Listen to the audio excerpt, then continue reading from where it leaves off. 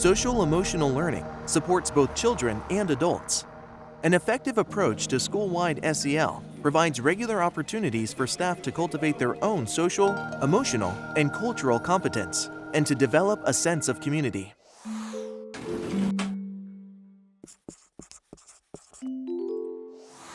When we think about adult SEL, we're talking about the adult's own social and emotional and cultural competence.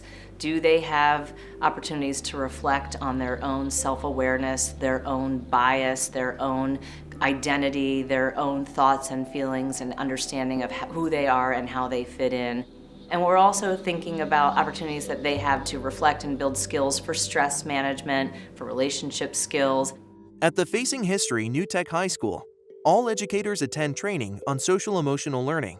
As adults, we went through training, so you will hear teachers say, I have to have a restorative conversation with Miss So-and-so because we had words, or we're not getting along or something like that. So it's modeling it with each other.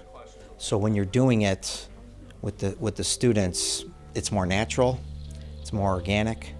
The other piece too is kids see when adults aren't getting along. Some of the research has really shown us that when teachers have positive social and emotional competencies, they're more likely to be able to manage their stressors in the classroom context. They are able to provide more student choice and voice and opportunity within the classroom context. They are better classroom managers. They are actually able to manage their own stress broadly, right? So they're less likely to burn out, which has huge implications for teacher well-being, for teacher shortages and reductions and the like. So teacher SEL not only affects their students, but also has a broader context. Principal Mark Ingoglia tried a new approach to modeling collaboration for students. He moved all the teachers' desks into one teacher workroom. This expanded the opportunities for the teachers to collaborate with one another and practice the same relationship-building skills they tried to promote with students. We have a teacher room where all their desks are.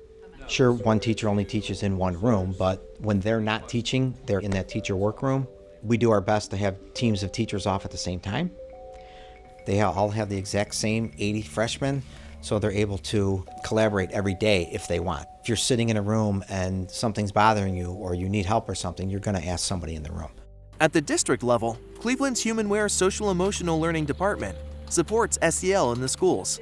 Their meetings begin with stress management exercises like breathing, centering themselves, and welcoming one another. I've adapted our Humanware Executive Committee meetings that we have once a month. We now sit in a circle, so we're modeling that good circle behavior. Everyone has a voice in those meetings for sharing and bringing up issues of concern. Several years ago, we adopted what's called Communicate with Heart from the Cleveland Clinic. It was their customer experience program. And once it came to us, I kind of moved that to customer and colleague experience. Every staff member in our district is trained in Communicate with Heart. So it is a way to approach people when you meet them for the first time, and a way to approach people when there's a problem between them that needs to be worked through. Unrelenting stress can lead to teacher burnout. When staff are engaged in working together around shared problems of practice and providing feedback with one another, they are better equipped to support learning outcomes. One way to support one another is through notes, bulletin boards, and positive talk in staff lounges. If staff does not have a voice, it can be very depressing, it can be defeating and deflating. And I never want them to go through that, okay? I never want anybody to not feel positive about what they're doing. Being a building principal, it's fantastic, but you know what?